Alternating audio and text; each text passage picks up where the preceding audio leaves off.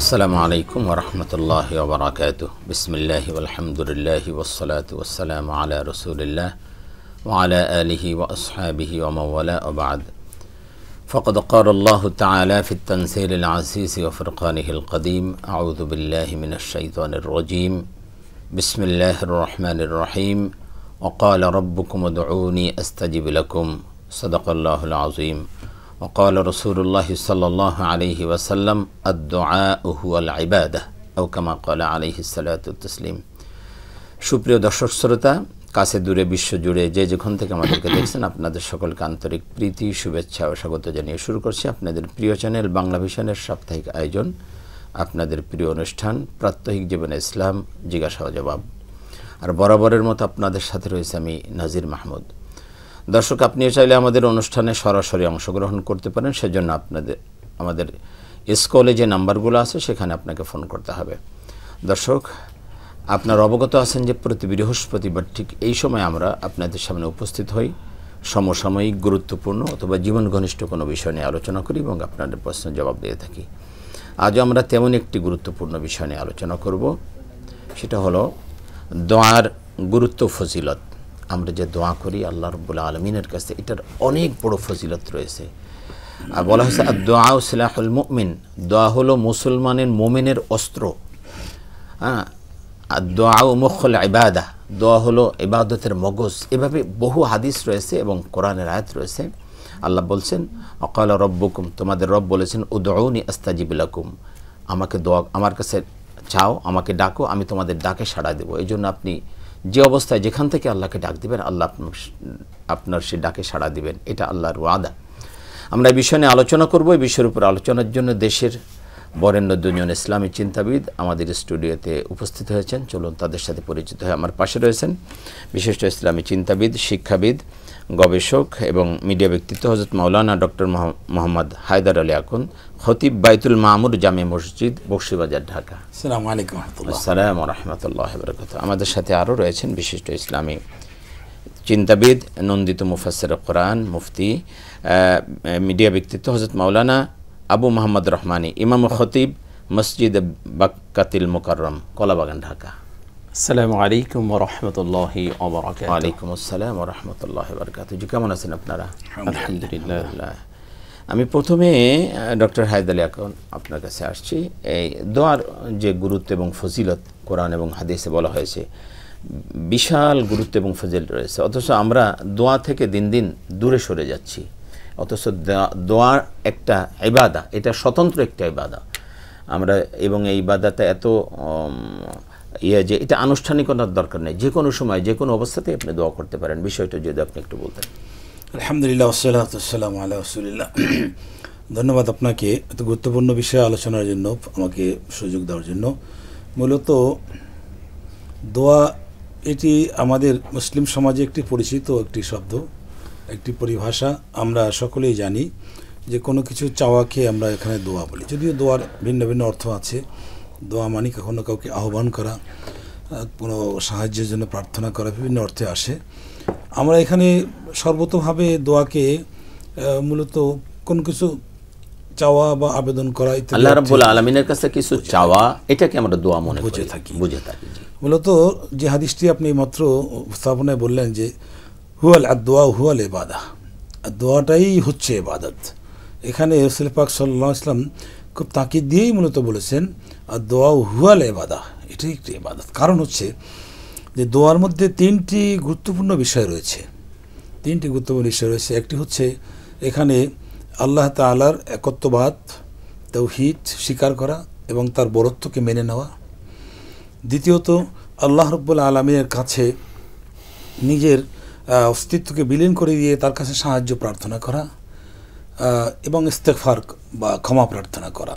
তৃতীয়ত দুনিয়ার কোনো জাগতিক কোনো বিষয় কামনা করা, যেমন আমরা আমাদের সন্তান কামনা করি, আমরা চাকরি বাকরি কামনা করি, অথবা ব্যবসা বাণিজ্য উন্নতি কামনা করি, এই জাতীয় এই তিন প্রকারের সবটাই কিন্তু মূলত এখানে এমন একটি বিষয় ফুটে উঠছে, সেটি হলো আল্লাহ তাআলার বরত্বকে স্বীকার করে। অর্থাৎ আমার যা কিছু প্রয়োজন আমি আমার মালিকের কাছেই চেয়ে থাকি। সেজন্য আমি একেবারে অজ্ঞতাভাবে সেজন্য স্বীকার করে নিলেন যে আপনি আমার একমাত্র প্রভু, যিনি সর্বতভাবে আমাকে দিতে পারেন, এবং আমি বিনীতভাবে আপনার কাছে কামনা করছি, এবং আপনার কাছেই আমি মুখাপেক্ষী, আপনার কাছেই মুখাপেক্ষী সব ব্যাপারে আপনার কাছে।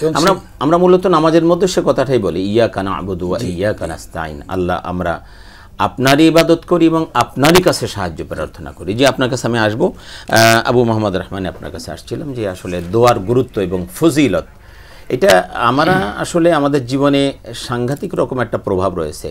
বলা হয়ে থাকে যে আত-তাকদিরু লা ইয়ারুদ্দু ইল্লা বিদ-দুআ। দোয়া মানে তাকদির পরিবর্তন হয় না, তবে পরিবর্তন হয় দোয়ার কারণে। দোয়া করলে তাকদিরও পরিবর্তন হয়ে যায়। এত গুরুত্বপূর্ণ একটি বিষয় হলো দোয়া। আপনি যদি বলতেন যে। আলহামদুলিল্লাহ, আলহামদুলিল্লাহ ওয়াহদা ওয়াসসালাতু ওয়াসসালামু আলা রাসূলিল্লাহ ওয়া বা'দ। আলহামদুলিল্লাহ, আপনাকে ধন্যবাদ জ্ঞাপন করছি। চমৎকার একটি বিষয়ের অবতারণা করেছেন। দোয়া হচ্ছে আমাদের জীবনের সাথে ওতপ্রোতভাবে জড়িত, অঙ্গাঙ্গিভাবে জড়িত। জীবনের এমন কোনো ক্ষেত্র নাই যেখানে নবী করিম সাল্লাল্লাহু আলাইহি ওয়াসাল্লাম আমাদেরকে দোয়া শিখিয়ে যাননি। আপনি ঘুমাতে যাবেন, দোয়া আছে। আপনি টয়লেটে যাবেন, দোয়া আছে। ঘুম থেকে জাগ্রত হবেন, দোয়া আছে। জীবনের প্রত্যেকটি ক্ষেত্রে আপনি খাবার খাবেন, দোয়া আছে। পানীয় পান করবেন, দোয়া আছে। বলে দিয়েছি যে জীবনের এমন কোন একটা জায়গা আপনি খুঁজে পাবেন না যেখানে নবী করিম সাল্লাল্লাহু আলাইহি ওয়াসাল্লাম আমাদেরকে প্রার্থনা বা দোয়া আমাদেরকে শিক্ষা দেননি। তো দোয়া এত গুরুত্বপূর্ণ জিনিস। আপনি টোটাল নবী করিম সাল্লাল্লাহু আলাইহি ওয়াসাল্লামের লাইফটা দেখেন, তার জীবনটা দেখেন, তাহলে দেখতে পাবেন যে আল্লাহ নবী সাল্লাল্লাহু আলাইহি ওয়াসাল্লাম প্রতিটি মুহূর্ত তিনি আল্লাহ সুবহানাহু ওয়া তাআলার কাছ থেকে চেয়ে নিয়েছেন, এমনকি শিক্ষাও দিয়েছেন। হাদিসের শরীফের মধ্যে এসেছে নবী করিম সাল্লাল্লাহু আলাইহি ওয়াসাল্লাম আব্দুল্লাহ ইবনে আব্বাস রাদিয়াল্লাহু তাআলা আনহুমাকে বলছেন, ইদা সাআলতা ফাসআলিল্লাহ ওয়া ইদা ইসতাআনতা ফাসতাইন বিল্লাহ। যখন তোমার কোনো কিছুর প্রয়োজন হয়, তুমি কোনো কিছু চাও, প্রার্থনা করো, তো আল্লাহর কাছে চাও। যখন সাহায্য দরকার হয়, আল্লাহর কাছে সাহায্য চাও। মুমিনের সাথে বান্দার যে সম্পর্ক গভীর থেকে গভীর করার একটা ক্ষেত্র হচ্ছে দোয়া। কোনো মানুষের কাছে কখন চায়? তার সাথে যখন তার সম্পর্কটা গাঢ় হয়, একজন মানুষ আরেকজনের কাছে চিনা জানা হয়, পরিচিত হয়, বন্ধুত্ব হয়, তো তার কাছেই মানুষ সাধারণত চেয়ে থাকে। তো একজন মুমিন বান্দা তার জীবনের সব কিছুই তিনি আল্লাহর কাছ থেকে চেয়ে নেবেন। আল্লাহ সুবহানাহু ওয়া তাআলার সাথে তার সম্পর্ক প্রতিনিয়তই নবায়ন হতে থাকবে, নতুন হতে থাকবে।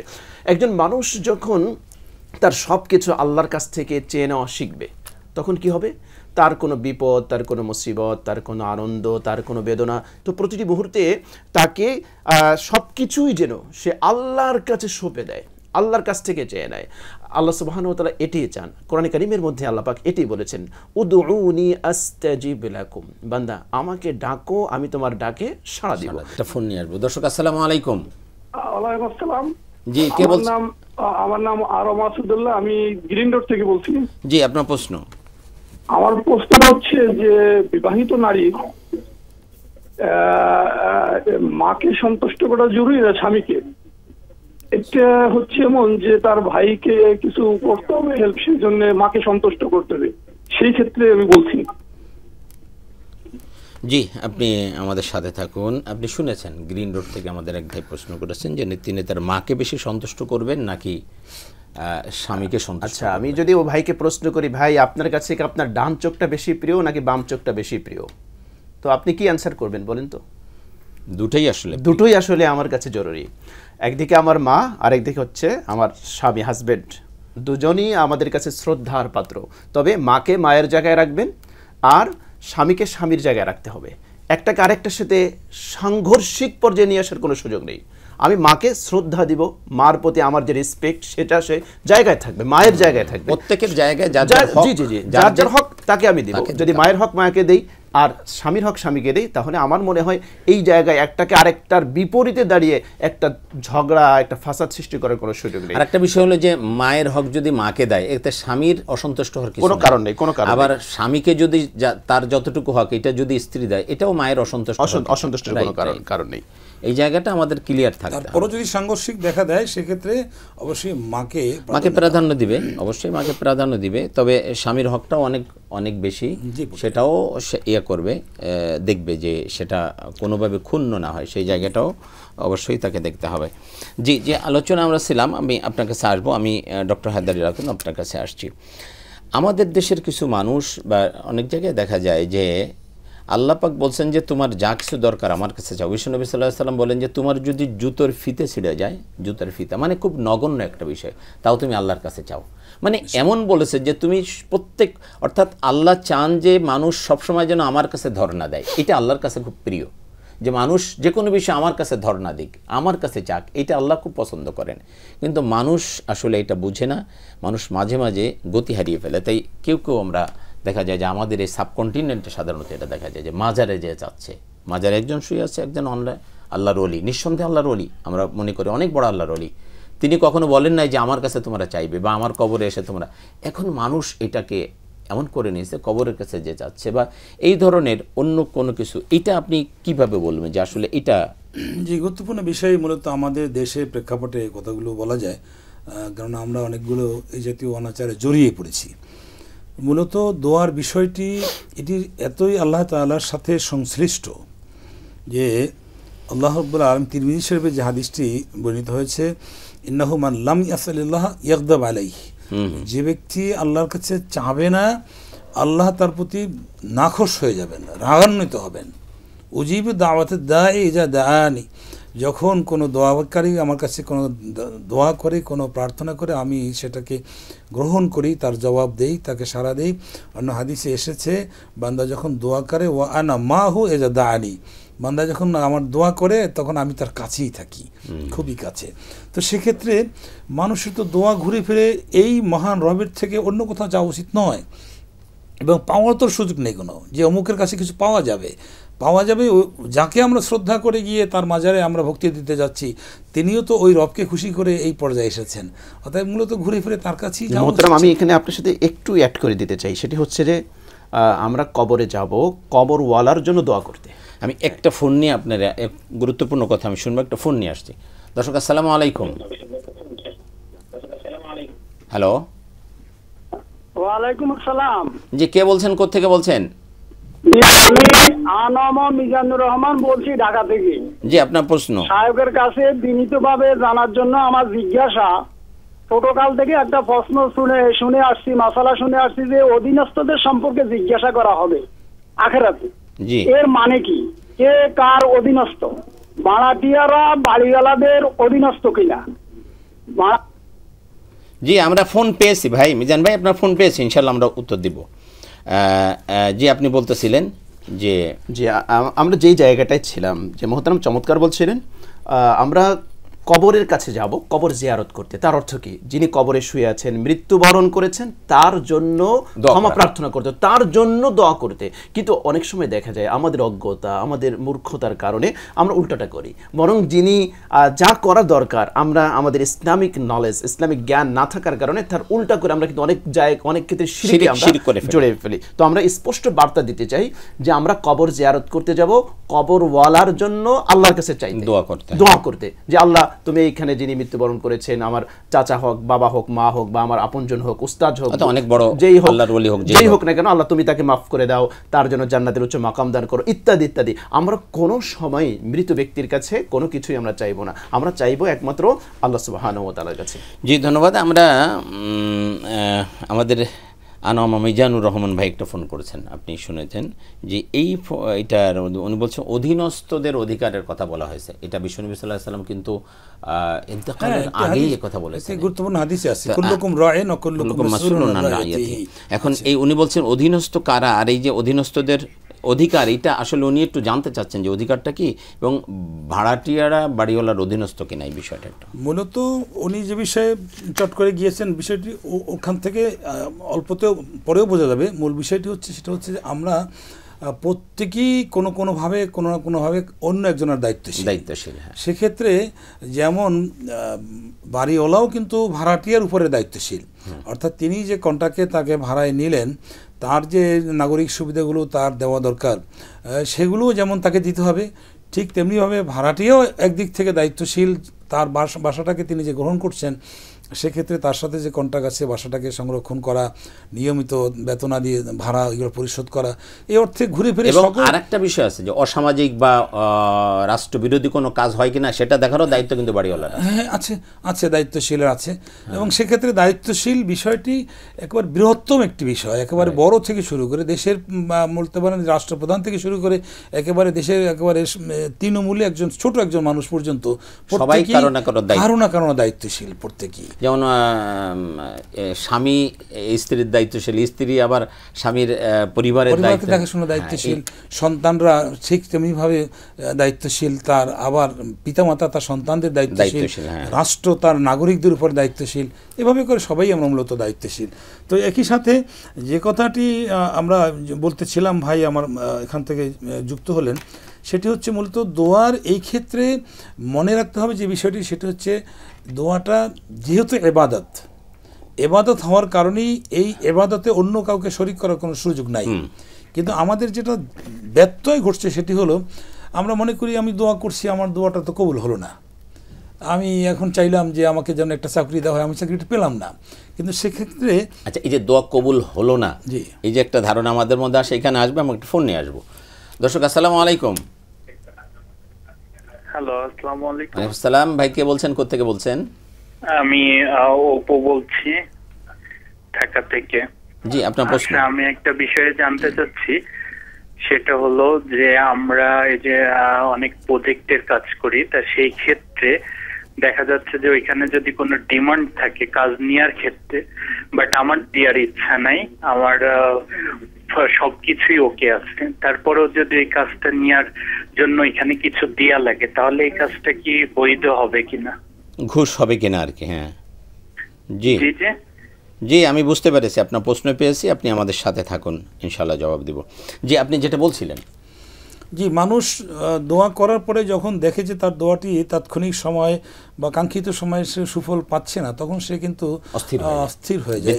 এক্ষেত্রে ইবনে হাজার আসকালানী রহমতুল্লাহ তিনি একটি ভালো যুক্তি দিয়েছেন যে একটি দোয়া এটি কবুল হওয়ার জন্য মূলত যে বিষয়গুলো খুবই জরুরি, সেটি হচ্ছে যিনি দোয়া করছেন সেই ব্যক্তি কি মানের, অর্থাৎ তার দেহ মন এটি বিশুদ্ধ আছে কিনা, তার খাদ্য হালাল ছিল কিনা, তার পোশাক হালাল ছিল কিনা। ঠিক তেমনিভাবে তিনি যে অবস্থায় দোয়া করছেন সেই অবস্থায় তার দোয়া করার ভিতরে যে খুলুসিয়াত থাকা দরকার ছিল সেটা আছে কিনা, যে একাগ্রতা থাকা দরকার সেটা আছে কিনা, এই সমস্ত বিষয়গুলো যদি তার সম্পূর্ণ পরিপূর্ণ থাকে, তারপরেও যে বিষয়টি মনে রাখতে হবে সেটি হলো আল্লাহ রাব্বুল আলামিন বান্দার সমস্ত দোয়াগুলোই মূলত কবুল করে নেন, স্তর ভিন্ন। কোনোটার সুফল বান্দাকে তাৎক্ষণিক দিয়ে দেন, কোনোটার সুফল বান্দাকে এই মুহূর্তে না দিয়ে এটাকে তিনি পরবর্তীতে দেওয়ার চিন্তা, অথবা যে জন্য চাচ্ছেন এটা না দিয়ে বড় বিপদ আছে দেখছে তা এটা কল্যাণকর নয়।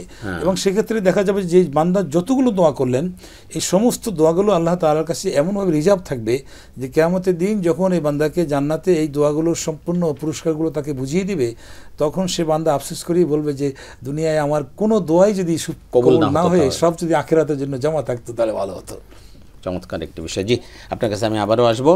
আমি আবু মোহাম্মদ রহমান আপনার কাছে আসছি, একটা প্রশ্ন নিয়ে আসছি। আপনি প্রশ্ন শুনেছেন, আমাদের এক ভাই ঢাকা থেকে অপু ভাই প্রশ্ন করেছেন যে তিনি একটা প্রজেক্টের কাজ করে থাকেন, তো এটা সম্পূর্ণ সব কিছু দেওয়ার পরেও, যা ডিমান্ড সব কিছু দেওয়ার পরেও যদি বাড়তি কিছু চেয়ে থাকে বা দিতে হয়, এই জায়গাটা বৈধ হবে কিনা? এখানে দুটো প্রশ্ন, একটা হচ্ছে যে এই আমি যে অতিরিক্তটা দিব সেটা ঘুষ হবে কিনা, আর দ্বিতীয় হচ্ছে যে আমি ঘুষ দিয়ে কাজটা দিলে কাজটা বৈধ হবে কিনা। ভাই জাস্ট এইটা বোঝাতে চেয়েছে, আমি প্রশ্নটা শুনেছি।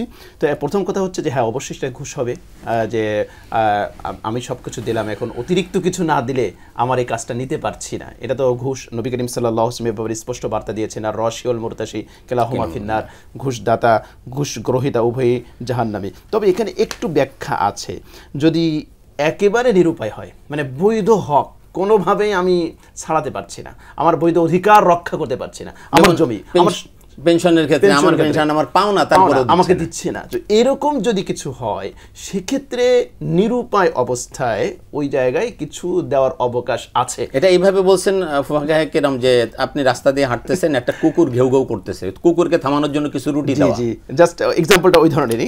তো সেটা ওই পর্যায়ের হবে। তো ওইটা হলো একটা বিষয়। তো ওইটা ঘুষ হবে।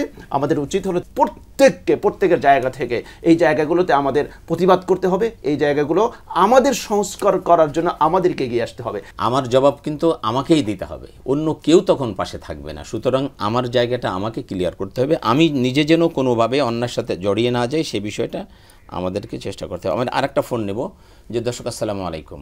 জি, বলছি যে বাবার সম্পত্তি মানে ছেলে এবং মেয়ে কিভাবে বন্টনটা হয় ইসলামিক শরিয়ত মোতাবেক, এবং মা মারা গেলে মায়ের সম্পত্তিটা কিভাবে মানে সেটা কে বন্টন করে দিবে যদি বাবা বেঁচে থাকে? বাবা বেঁচে থাকলে যদি মা মারা যায়। হ্যালো, হ্যাঁ জি, এই মুফতি রহমানী সাহেব, আপনি যদি বলতেন যে এই যে বোন যে প্রশ্ন করলেন আমাদের বোন, যে বাবার সম্পদ কিভাবে বন্টন হবে এবং মায়ের সম্পদ, বাবা বেঁচে থাকতে যদি মা মারা যায় সে সম্পদ। প্রথমে আমরা একটা ভুল ধারণা নিরসন করি। আমাদের অনেকে বিশ্বাস করে গ্রামের যে মায়ের সম্পত্তি মেয়েরা বেশি পায়, ছেলেরা কম পায়। এই ধারণাটা আসলে সঠিক না, এটা কোরআন বিরোধী একটা ধারণা। এই কনসেপ্টটা একটা রং কনসেপ্ট। আমাদের খেয়াল রাখতে হবে, কোরআন বলছে ছেলে হোক এবং মেয়ে হোক, সম্পত্তি বাবার হোক অথবা মায়ের হোক, এখানে একই পদ্ধতি। বাবা যদি মৃত্যুবরণ করে, যদি আপনি আসলে কে আছে ফারাইজটা এত সহজ না, এখানে ডিটেলস আপনাকে বলতে হবে যে বাবা মারা গিয়েছে, সেক্ষেত্রে তার ওয়ারিসটা কে আছে, বাবার অর্থাৎ দাদা আছে কিনা, দাদি আছে কিনা, তারপরে বাবার স্ত্রী অর্থাৎ মা আছে কিনা। শুধু যদি ছেলে এবং মেয়ে থাকে তাহলে তো একেবারে সহজ। ধরেন আমরা সম্পদকে 3 ভাগ করব, 2 ভাগ ছেলে সন্তান পাবে আর 1 ভাগ মেয়ে সন্তান পাবে, যদি 1 সন্তান এবং এক ছেলে এবং 1 মেয়ে থাকে। আর আপনি বললেন যে মায়ের মৃত্যু হয়েছে, সেক্ষেত্রে বাবা জীবিত আছেন, তাহলে সেক্ষেত্রে সন্ততি আছে। বাবা এক্ষেত্রে টোটাল সম্পত্তি যা আছে, এই সম্পত্তির বাবা ছেলে মেয়ে যদি উভয় থাকে তাহলে 4 ভাগের 1 ভাগ পাবে, আর বাকি যে সম্পত্তি থাকে সেটা ছেলে এবং মেয়ে পাবে। এখন যদি ছেলে না থাকে, শুধু মেয়ে থাকে, তাহলে আবার সম্পত্তির বন্টনটা আবার চেঞ্জ হয়ে যাবে। এটা আসলে একটা ফারায়েজের বিষয়টা। আমার বোনকে আমি অনুরোধ করব, আপনি আপনার ফারায়েজ জানতে চাইলে আপনার আশেপাশে যে বড় মাদ্রাসাগুলো আছে, ইফতা বোর্ড আছে, মুফতি বোর্ড আছে, সেই জায়গায় আপনি লিখিত আকারে আপনি ফতোয়া চান, তারা আপনাকে লিখিতভাবে অ্যানসার করবে। দিতে হবে যে এরকম একজন যা মারা গেছে তার নাম দিতে হবে এবং তার ওয়ারিস কে আছে এটা ডিটেইলস উল্লেখ না করলে ফারায়েজ বন্টন করা যাবে না, সম্ভব না। তো আমরা একটা ফোন নিব। দর্শক, আসসালামু আলাইকুম। হ্যালো, আসসালামু আলাইকুম। ওয়ালাইকুম আসসালাম ওয়া রাহমাতুল্লাহ। ভাই কে বলছেন, কোথা থেকে বলছেন? জি, আমি ব্রাহ্মণবাড়িয়া নাসিরনগর থেকে জুয়েল। ওই যে রহমানী হুজুর তো face the people, voice of the people এবং সব চ্যানেলে দেখি, কোটি কোটি মানুষ ওনাকে চেনে, জনপ্রিয় লোক, ওনাকে দেখে খুব আনন্দ লাগছে। জি জি, আমি ব্রাহ্মণবাড়িয়া থেকে নাসিরনগর থেকে। জুয়েল ভাই, আমার জানা বিষয়, অনেক সময় দেখা যায় আমরা যারা অনেকে বয়স হয়ে গেছে, কথা শুনতেছেন? জি জি জি, জুয়েল ভাই আমি শুনতেছি আপনার কথা। বয়স হয়ে গেছে, তখন অনেকে দেখা যায় নামাজ সোজা মিস করে, ওই 1 ওয়াক্ত নামাজ আসবে পড়ে না। অনেক সময় দেখা যায় ওই আবহাওয়া খারাপ থাকে, নামাজ পড়তে পারে না। এই নামাজ গুলা যে মানে করার মানে কাজা নামাজ পড়ার একটু নিয়ম গুলা কিভাবে পড়তে হবে একটু আলোচনা করেন ইনশাআল্লাহ। জি, আপনি আমাদের সাথে থাকুন, আমরা ইনশাআল্লাহ জবাব দিব। নাসিরনগর থেকে জুয়েল ভাই প্রশ্ন করেছিলেন। তিনি বলেছেন যে আপনাকে ফেস দ্য পিপুলে উনি দেখে থাকেন ইত্যাদি ইত্যাদি। যাই হোক, আপনার খুব ভক্ত। তিনি প্রশ্ন করেছেন যে যারা নামাজ মিস করে, 1 ওয়াক্ত তার 1 ওয়াক্ত পড়ে, 1 ওয়াক্ত পড়ে না ইত্যাদি ইত্যাদি, এই যে নামাজ আছে, কেউ আছে 3 ওয়াক্ত 4 ওয়াক্ত পড়তেছে, 4 ওয়াক্ত পড়তেছে না, ওজরের কারণে হোক বা উদাসীনতার কারণে হোক, এই নামাজগুলো কাজা কিভাবে করবে এটা? জি, জুয়েল ভাই আপনাকে ধন্যবাদ, আপনি গুরুত্বপূর্ণ প্রশ্ন করেছেন, এজন্য আপনাকে অনেক অনেক ধন্যবাদ। প্রথম কথা হচ্ছে যে মোমেন নামাজ পড়বে না, এটা হতে পারে না। মোমেনের নামাজ কাজা করার কোনো সুযোগ নেই। মোমেন নামাজ পড়বে না, এটা হতে পারে না। নবী করিম সাল্লাল্লাহু আলাইহি ওয়াসাল্লাম বলেছেন, বাইনাল ঈমানি ওয়াল কুফরি তারকুস সালাহ। ঈমান এবং কুফরের মধ্যে পার্থক্য হচ্ছে সালাত ত্যাগ করা বা তরক করা। মুমিন মুসলমান নামাজ পড়বে, কাফের বেঈমান মুশরিক তারা নামাজ পড়বে না। অন্য আরও অনেক শক্ত হাদিস এসছে, নবী করিম সাল্লাল্লাহু আলাইহি ওয়াসাল্লাম বলেছেন, মান তারাকাস সালাতা মুতাআম্মিদান ফাকাদ কাফারা। যে ব্যক্তি ইচ্ছাকৃতভাবে সালাত পরিত্যাগ করলো সে কুফরি করলো। যদিও মুহাদ্দিসিনে কেরাম এইখানে কুফরির কিছুটা ব্যাখ্যা দিয়েছেন, কিন্তু অনেকে কিন্তু এর বাহ্যিক অর্থ সরাসরি নিয়েছেন। যদিও কেউ তাবিল করেছেন যে এখানে তারাক অর্থ হচ্ছে অস্বীকার করা, কেউ কেউ বলেছেন। তো যাই হোক, এত কঠোর শব্দটা নবী করিম সাল্লাল্লাহু আলাইহি ওয়াসাল্লাম বলেছেন। নবী করিম সাল্লাল্লাহু আলাইহি ওয়াসাল্লাম আরও বলেছেন যে আমার মন চায় যে আমি কিছু লাকড়ি সংগ্রহ করি এবং যে সকল মানুষ নামাজ পড়ে না তাদের বাড়ি ঘর এগুলো জ্বালিয়ে দেই, শুধুমাত্র ওইখানে নারী আছে, শিশু আছে, এজন্য আমি এর থেকে বিরত থাকি। কাজেই বোঝা গেল যে নামাজ অত্যন্ত গুরুত্বপূর্ণ একটি ইবাদা। ইমানের পরে সবচেয়ে গুরুত্বপূর্ণ ইবাদা হচ্ছে সালাত, নামাজ। কাজেই কোনো মুমিন, কোনো মুসলমান কোনো অবস্থাতেই সে নামাজ পরিত্যাগ করবে না।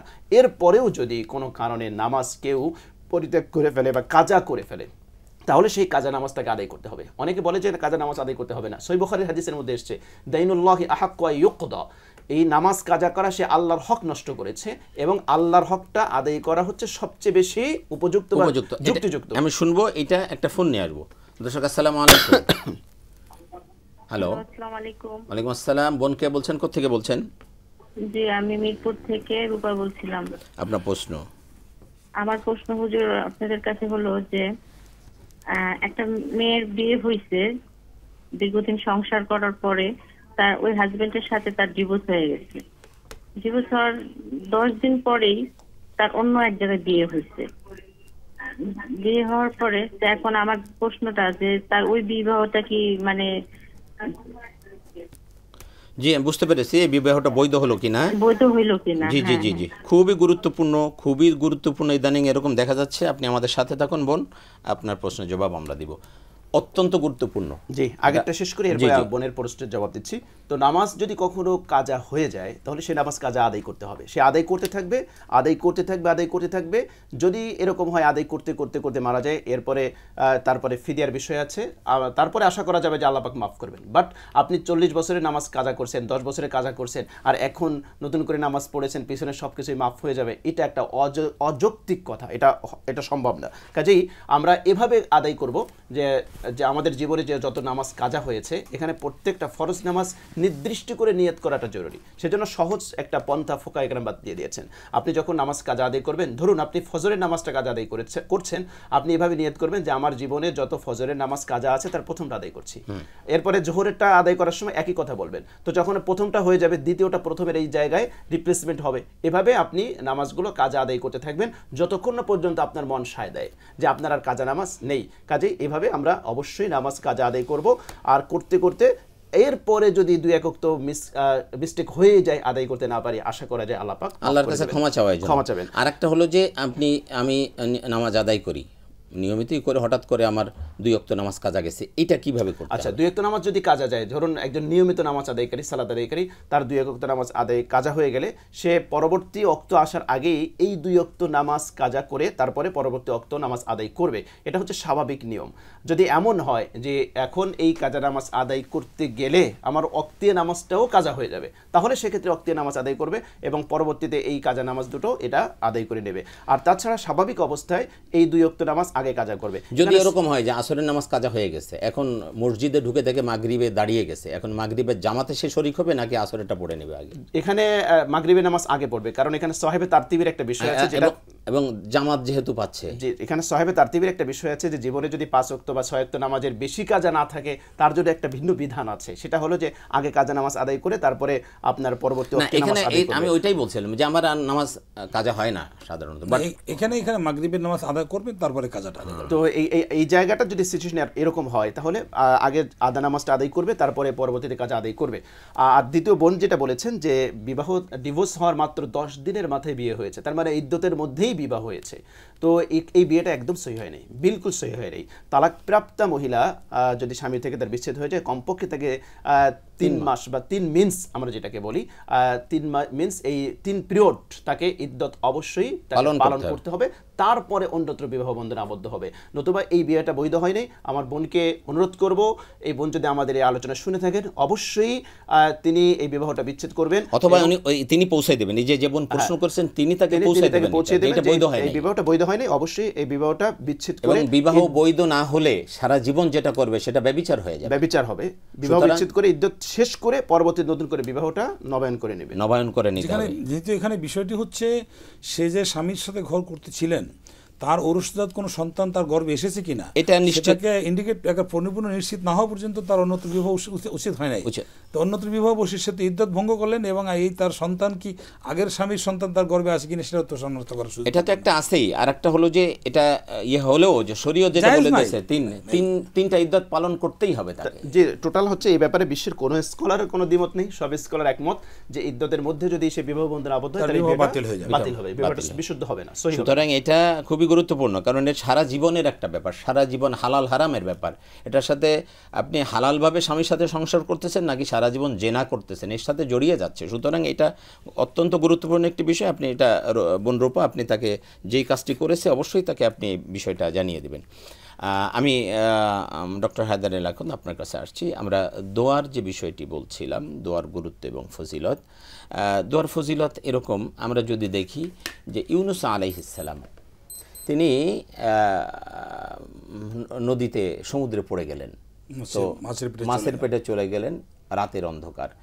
এক হলো রাতের অন্ধকার, এক হলো পানির নিচে, আর এক হলো মাছের পেটে। ওইখান থেকে তিনি আল্লাহকে ডাক দিলেন, লা ইলাহা ইল্লা আনতা সুবহানাকা, তিনটা অন্ধকারের। আমার মনে হয় এই ডাক শোনার মতো কোনো সত্তা আর নাই। এই ডাকটা আল্লাহ পাক শুনেছেন, এই ডাক শোনার মতো কোনো সত্তা নেই। এমনকি জিবরিল আমিন বলেন, যাই বলেন, কেউ এই ডাক শুনবে না। ওই পানির গভীর থেকে, মাছের পেট থেকে তিনি ডাক দিয়েছেন, এই ডাকটা রব শুনেছেন। অর্থাৎ আল্লাহ পাক আপনি যেখান থেকে যেভাবেই ডাক দিবেন আল্লাহ পাক কিন্তু শুনতে পান।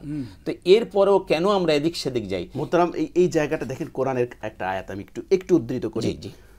আল্লাহ সুবহানাহু ওয়া তাআলা কোরআনে কারীমের মধ্যে বলছেন, ওয়া ইনদাহু মাফাতিহুল গায়বি লা ইয়ালামুহা ইল্লা হু ওয়া ইয়ালামু মা ফিল বাররি ওয়াল বাহরি ওয়া মা তাসকুতু মিন ওয়ারাকাতিন ইল্লা ইয়ালামুহা।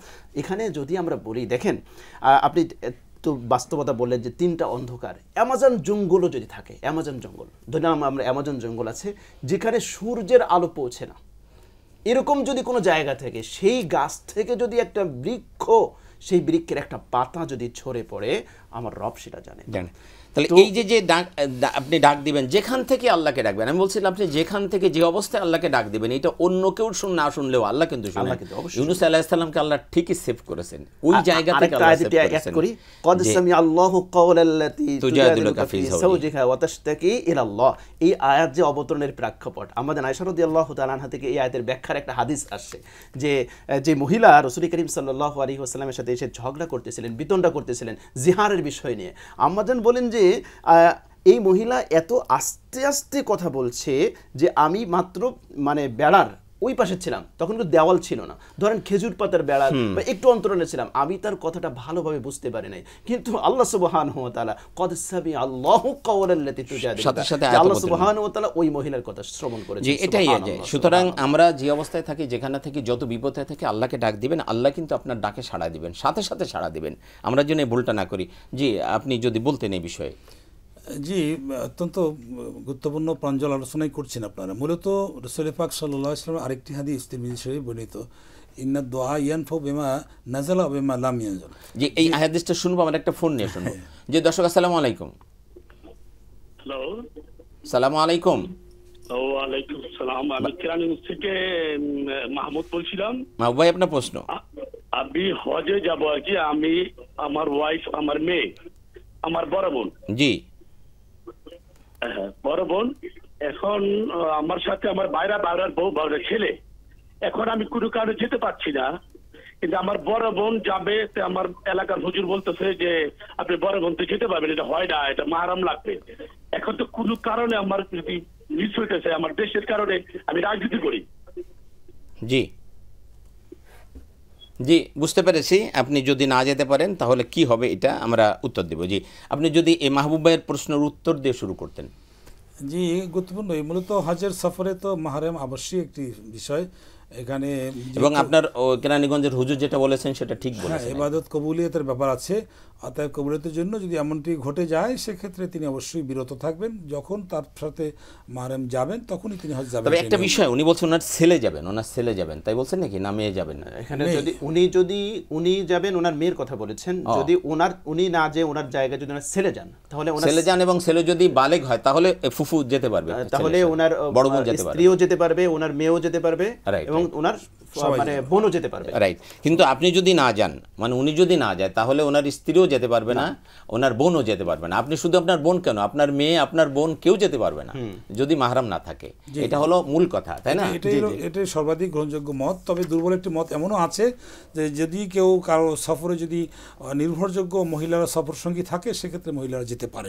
কিন্তু দুর্বল রেওয়ায়ত আছে। এটা ফিতনা ফাসাদের জামানায় আমরা ওই রেওয়ায়াতের ইগুলো না দেখে যাওয়াই উত্তম, যেখানে এমন একটা পৃথিবীতে আমরা মূলত রাসূল পাক সাল্লাল্লাহু আলাইহি ওয়াসাল্লাম যে কথাটি বললেন যে আল্লাহ তাআলার এই দোয়াগুলো তো বান্দা এখনই যেটা তার তাৎক্ষণিক প্রয়োজন সেটার জন্য কবুল হচ্ছে, এবং যেটা ভবিষ্যতে আসবে সেটার জন্য তার দোয়া কাজে আসতেছে। এবং সেক্ষেত্রে দোয়াকারীকে যে বিষয়টি মনে রাখা দরকার সেটি হলো তিনি যখন স্বাচ্ছন্দ্যে সুখে থাকেন তখনও যেন তিনি আল্লাহর সাথে এই দোয়ার এই ধারাবাহিকতা রক্ষা করেন। শুধু বিপদে পড়লে দোয়া করবেন তা না। আমরা যেটা দেখি সেটা হলো বিপদে পড়লেই আমরা একেবারে দু হাত তুলে কাঁদতে থাকি অজরে, কিন্তু যখন সুখে থাকি তখন আমরা মনের ভুলে আল্লাহর কাছে, এমনকি ফরজ নামাজের পরে যে মোনাজাতগুলো ইমাম সাহেব করেন দেখা যায় যে মুসলিমরা সেই দোয়াটাই পর্যন্ত শরীক হওয়ার সময় পান না, উঠে পুটে দৌড় দেন। তো সেক্ষেত্রে মূলত যেই বান্দা সুখের সময় আল্লাহ তাআলার সাথে এই দোয়ার ব্যাপারে সংযুক্ত না থাকেন তিনি কিন্তু দুঃখের সময় কান্নাকাটি করলে সেই দোয়াটা অনেক সময় ব্যর্থ হয়ে যায়। সেজন্য তাকে কন্টিনিউ এই দোয়াটা সুখের অবস্থায় আল্লাহর সাথে দোয়া চালিয়ে যাওয়া উচিত এবং বিপদের সময়। কারণ দোয়া তো একটা স্বতন্ত্র ইবাদত, সেটা একটা ইবাদতের মধ্যে, এবং এটা সালাহুল মুমিন বলা হয়। মুমিনের এটা অস্ত্র, অর্থাৎ এটা যেমন তাকে প্রতিরোধের ব্যবস্থা করে, তাকে আত্মরক্ষার ব্যবস্থা করে, তার সম্মান বাড়ায়, তার প্রয়োজন মিটায়, এবং তার সাথে সাথে এটি তার প্রভুকে সে সার্বভৌম স্বীকৃতি দিচ্ছে যে আমার প্রভু সার্বভৌমত্ব। জি ধন্যবাদ আপনাকে। সাবর আসবো আবু মোহাম্মদ রহমানী, আমরা যে দোয়ার গুরুত্ব এবং ফজিলত নিয়ে আলোচনা আমি এই জায়গা থেকে শুরু করি। আপনি যেটা বলেছেন যে বিপদের সময় দোয়া করা, ইউনুস আলাইহিস সালাতু ওয়াস সালামের এক্সাম্পল টেনেছেন। তিরমিজিতে একটি হাদিস আসছে 33-82 নম্বর হাদিস, মুহতারাম যেটাকে উল্লেখ করেছেন নবীজি সাল্লাল্লাহু আলাইহি ওয়াসাল্লাম বলেছেন মান সাররাহু আইয়াস্তাজিবাল্লাহু লাহু ইনদা শাদাইদি ওয়াল কুরাবি ফালইউকসিরিদ দুআ ফির রাখা। যে ব্যক্তি চায় যে তার বিপদ আপদে আল্লাহ সুবহানাহু ওয়া তাআলা দোয়া কবুল করুক, তাহলে সে যেন তার সচ্ছলতা, তার সুখের সময় রবকে যেন সে ভুলে না যায়, তখনও যেন দোয়া করে। আমি এখানে একটু অ্যাড করি যে অনেক সময় দেখা যায় আমরা এমনভাবে দোয়া করি যে দোয়া করার পরেই আমরা বলি যে আমার দোয়াটা কবুল হলো না। এক্ষেত্রে নবী করিম সাল্লাল্লাহু আলাইহি ওয়াসাল্লাম আমাদেরকে গুরুত্বপূর্ণ দিক নির্দেশনা দিয়েছেন। তিরমিজির হাদিসের মধ্যে এসেছে নবী করিম সাল্লাল্লাহু আলাইহি ওয়াসাল্লাম বলেছেন উদউল্লাহ ওয়া আনতুম মুকিনুনা বিল ইজাবা ওয়া আলামু আন্না আল্লাহ লা ইস্তাজিবু দুআআন মিন কলবিন গাফিলিন লাহিন। নবী করিম সাল্লাল্লাহু আলাইহি ওয়াসাল্লাম বলেছেন তুমি দোয়া করো এই ইয়াকিন, এই বিশ্বাস নিয়ে যে আল্লাহ তোমার দোয়া কবুল করবেনই। এমন রবকে আমরা ডাকছি যেই রব একেবারে আমার শাহরগের চেয়েও নিকটে আমার সাথে আছেন, সুতরাং আমার দোয়া কবুল হবে। এই ইয়াকিন, এই বিশ্বাস নিয়ে আমরা যদি দোয়া করি তাহলে সেই দোয়া কবুল হবে। নবী করিম সাল্লাল্লাহু আলাইহি ওয়াসাল্লাম বলেছেন ওয়া আলামু, তোমরা জেনে রেখো যে আল্লাহ পাক ওই দোয়া কবুল করেন না যার অন্তরটা উদাসীন থাকে। অনেক সময় দেখা যায় যে দোয়া করতে বসে আমাদের অ্যাটিটিউডটা এমন হয়, আমাদের ভাবসাব এমন হয়, আমার অন্তর থেকে যে দোয়া আসছে না আমার বাহ্যিক অঙ্গভঙ্গি দেখে আমরা কিন্তু সেটা বোঝা যাচ্ছে। তো নবী করিম সাল্লাল্লাহু আলাইহি ওয়াসাল্লাম দোয়া করতেছে অথচ তার মানসিকতা বা মনোযোগ অন্যদিকে দোয়া তো কবুল হওয়ার না, অন্যদিকে চলে যাচ্ছে। এই জন্য ইয়াকিন এবং বিশ্বাস নিয়ে দোয়া করতে হবে যে আল্লাহ পাক আমার দোয়া কবুল করবেন। আমরা আগে এটা টাচ দিয়েছেন মুহতারাম যে দোয়া কবুলের অনেকগুলো অপশন আছে, যেটা নবী করিম সাল্লাল্লাহু আলাইহি ওয়াসাল্লাম হাদিসে বলেছেন। তিরমিজির হাদিসে আল্লাহ নবী বলেছেন মা মিন আহাদিন ইয়াদউ বিদুআইন ইল্লা আতাহুল্লাহু মা সাআলা আও কাফা আনহু মিনাস সুই মিসলা। নবী করিম সাল্লাল্লাহু আলাইহি ওয়াসাল্লাম বলেছেন কোন ব্যক্তি যখন আল্লাহর কাছে দোয়া করে তখন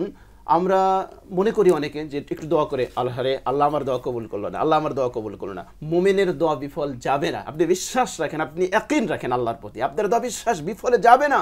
নবীজি বলেছেন যে আপনি যা দোয়া করেছেন আল্লাহ পাক হুবহু আপনাকে তাই দিবেন। এটা একটা অপশন। আমরা শুধুমাত্র এই অপশনটাকেই মনে করি যে আমার দোয়া কবুল হয়েছে। আরও যে দুটো অপশন আছে যে আল্লাহ পাক আমার এই দোয়ার পরিবর্তে বড় ধরনের বিপদ থেকে আল্লাহ পাক আমাকে হেফাজত করবেন, অথবা মুহতারাম যেটা বলেছেন যে কিয়ামতের দিবসে আল্লাহ সুবহানাহু ওয়া তাআলা এই দোয়াগুলোকে জমা রেখে পাহাড় সমান সওয়াব দিয়ে আল্লাহ পাক আমাদেরকে তখন দান করবেন। তখন আমরা আফসোস করবো, আরে দুনিয়াতে যদি আমার দোয়াগুলো কবুল না হতো আজকে আমি এত সওয়াব পেয়ে যেতাম। দোয়া কবুলের ক্ষেত্রে কিছু প্রতিবন্ধকতা আছে। আমরা অনেক সময় কিন্তু একেবারে সংক্ষেপে বলি, অনেক সময় আমরা নবী করিম সাল্লাল্লাহু আলাইহি ওয়াসাল্লামের শানে দুরুদ এবং সালাম যেটা পেশ করতে আমরা কিন্তু খুব কার্পণ্য বোধ করি, আমরা শুধু দোয়া শুরু করে দিই না।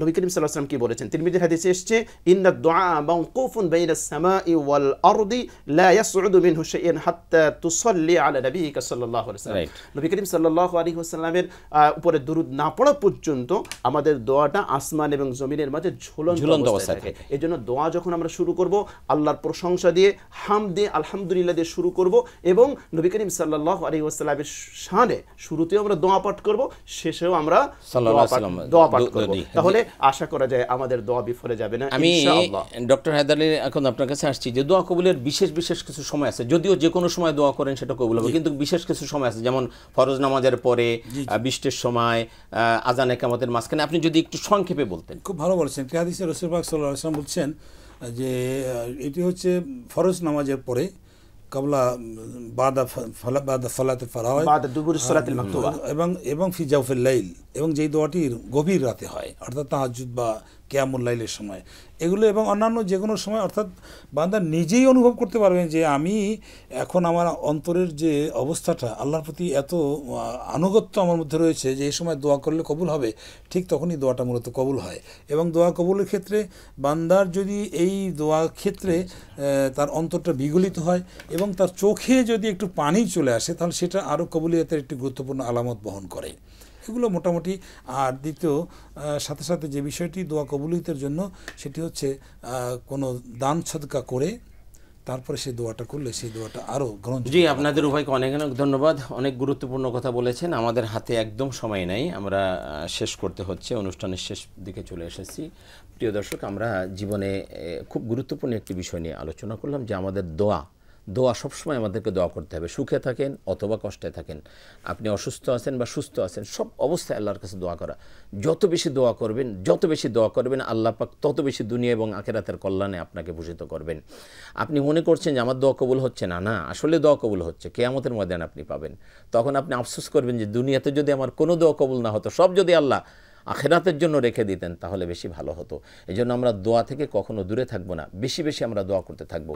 বিশেষ করে যেমনটি বলছিলেন, সময়ের অভাবে আমাদের ডক্টর হায়দার এলাকা হয়তো বলতে পারেন নাই, যেমন প্রত্যেক ফরজ নামাজের পরে দোয়া কবুল হয়ে থাকে, যখন বৃষ্টি হয় তখন দোয়া করবেন, দোয়া কবুল হয়ে থাকে, আজানে কিয়ামতের মাঝখানে যে সময়টা, সে সময় দোয়া কবুল হয়ে থাকে, গভীর রাতে উঠে দোয়া করবেন, দোয়া কবুল হয় সেই সময় তো দোয়া কবুল। এটা বুখারী সেজদায় যে দোয়া করবেন, বেশি বেশি দোয়া করা, অনুপস্থিত ব্যক্তি যদি অনুপস্থিত ব্যক্তির জন্য দোয়া করে সেটা কবুল হয়ে থাকে। সেজদায় যে দোয়া করবেন, আকরাবু মা ইয়াকুনুল আবদু মির রাব্বিহি ওয়া হুয়া সাজিদুন ফাআকসারুদ দুআ। বিষ্ণু সাল্লাল্লাহু আলাইহি ওয়াসাল্লাম বলেছেন যে বান্দা আল্লাহর সবচেয়ে নিকটে চলে যায় যখন সেজদা দেয়, তখন বেশি বেশি দোয়া করো।